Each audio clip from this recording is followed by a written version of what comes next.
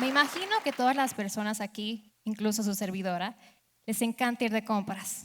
Ustedes escojan el lugar, la tienda, donde quieran. Pero ¿qué es lo primero que hacemos cuando vemos algo que nos llama la atención? Vemos la etiqueta.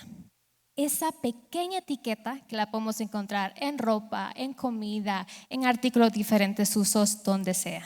Donde sea, siempre hay una etiqueta que nos ayuda a saber qué es lo que estamos viendo, porque claramente para eso fueron creadas las etiquetas, para ayudar a nuestro cerebro a categorizar la información, pero tanto así que no solamente categorizamos objetos, sino también a seres humanos. Mi primera etiqueta yo lo tuve en mi época de adolescente. Ya saben, cuando las hormonas están a tope y te quieres comer al mundo.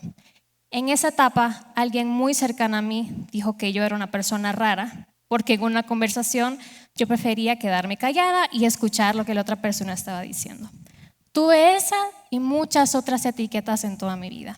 Pero hubo otra que me marcó, y esa fue en mi época de universidad.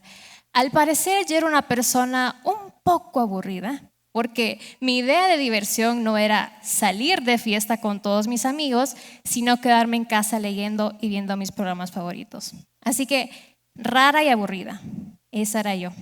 Esas eran las etiquetas que me habían puesto y yo había aceptado.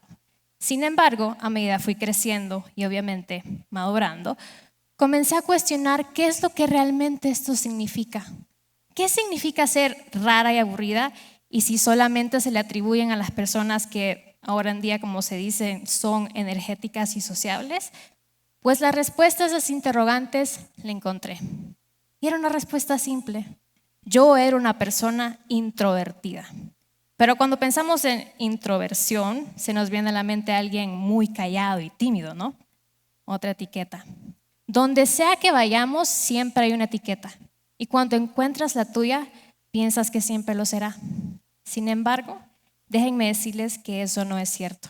Ni tú ni yo somos etiquetas que se aglomeran en una categoría.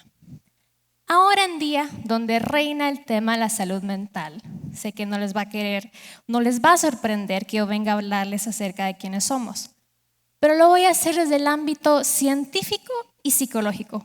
Ojo, aclaro, no soy ni una ni la otra. Soy diseñadora estratégica. Así que estratégicamente les voy a hablar de estos temas que me apasionan mucho. Primero tenemos que saber que nuestra personalidad está formada por 3 grandes rasgos: la herencia genética, el entorno sociocultural y la idiosincrasia, es decir, el yo. Y cada uno de ellos nos van formando por el resto de nuestras vidas sin parar. ¿Y dónde ocurre esta formación? Ocurre en nuestro cerebro.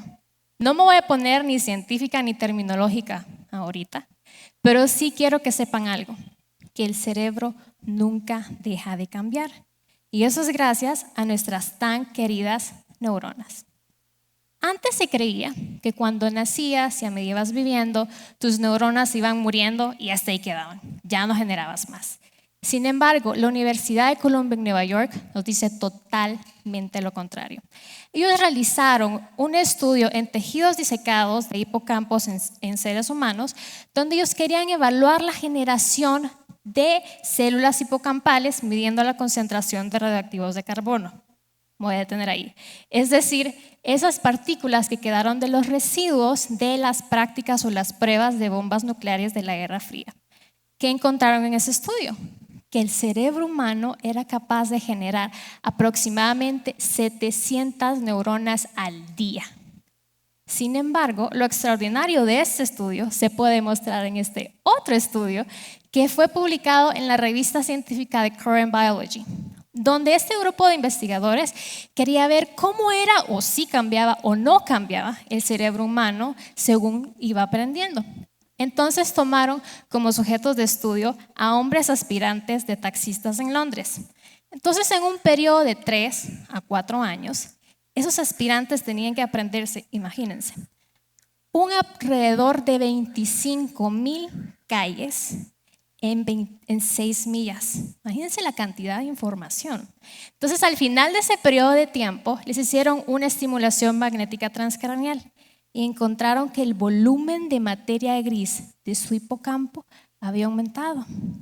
Así que gracias a estos estudios se pudo evidenciar la existencia de la neuroplasticidad, que en pocas palabras es la idea de que nuestro cerebro continúa cambiando, que seguimos generando neuronas, siguen creciendo y estableciendo conexiones entre ellas por el resto de nuestras vidas. Así que, ¿qué tiene que ver esto con la personalidad? Nuestra personalidad está en nuestro cerebro. Y no solamente es movido por las conexiones neuronales, ni tampoco, también por las hormonas emocionales como la amígdala y, claro, el hipocampo, que está encargado del aprendizaje y la memoria. En algún momento de esta charla, ustedes se pusieron a pensar en los resultados de algún test de personalidad que hicieron y dijeron, sí, esa soy yo, sí soy, dijeron, esa sí soy. Pues déjenme decirles que sí y no. Eso es cierto, pero no. Los test de personalidad son buenos hacerlos porque nos dan rasgos generales de nuestra personalidad, pero no nos definen en su totalidad. Hace muchos años se realizó uno de los estudios de personalidad más largos de todos los tiempos, en donde los investigadores querían ver la estabilidad de la personalidad en el ser humano. Entonces tomaron un grupo de personas que en ese momento tenían 14 años y realizaron muchísimos estudios de personalidad. Luego volvieron a hacérselos cuando tenían 70 años, solamente que ahora que con personas que pudieran verificar los resultados, personas de confianza de los sujetos de estudio. ¿Qué creen que encontraron? La gente no era la misma que cuando tenía 14 años. Unos eran más enojados, más sociables, más felices, etc. Los resultados totalmente diferentes a la primera vez que hicieron los resultados o los estudios. Así que ellos llegaron a la conclusión que el ser humano, mientras va viviendo, no solamente va cambiando su apariencia física, sino también la personalidad.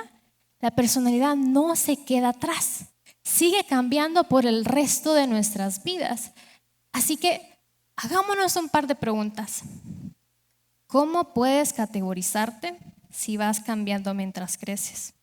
O mejor aún, ¿cómo puedes categorizar algo tan voluble? Las etiquetas y las categorías que nos ponen los demás, incluso nosotros mismos, no son reales. Porque si vamos cambiando, eso quiere decir que las etiquetas ya no nos quedan, ¿no? Cada uno de nosotros es un mundo único e inigualable que no necesita copiar de otras personalidades para poder encajar en una categoría en específico. Eso le diría yo a mi adolescente rara y aburrida. Le diría que dejara de tratar de ser alguien que no es y que no se preocupe por las etiquetas, porque al final del día lo importante es que siempre irá creciendo e irá aprendiendo. Así que yo los invito a todos ustedes a que identifiquen esas etiquetas. Y cuando las identifiquen, analícenlas, cuestiónenlas. ¿Qué es lo que realmente significa? Si ustedes han estado viviendo toda su vida con una etiqueta que ya no les queda. Así que tómense el tiempo, descúbranse a sí mismos, no es fácil, pero esa es la belleza del proceso. Así que identifiquen sus etiquetas, cuestiónenlas, porque así como dice el famoso doctor Carlos Jaramillo, no se trata solo de descubrirse a sí mismo, sino de construirse a sí mismo. Gracias.